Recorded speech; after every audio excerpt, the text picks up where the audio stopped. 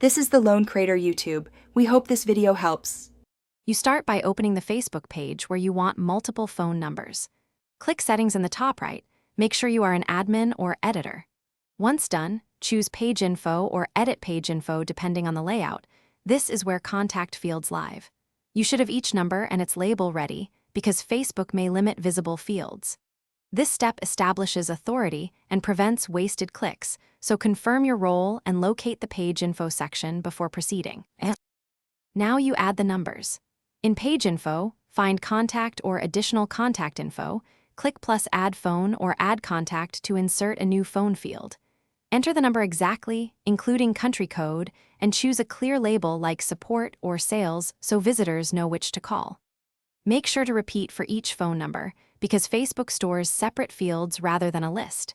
If a field isn't visible, check Edit Page, Template, and Tabs. Some templates show fewer contact options. Finish by saving and verifying.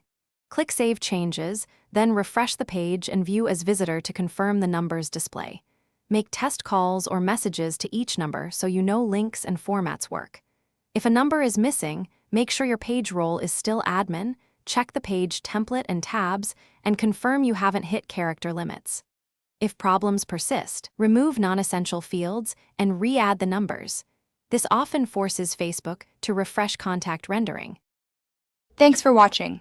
Consider subscribing if we helped you.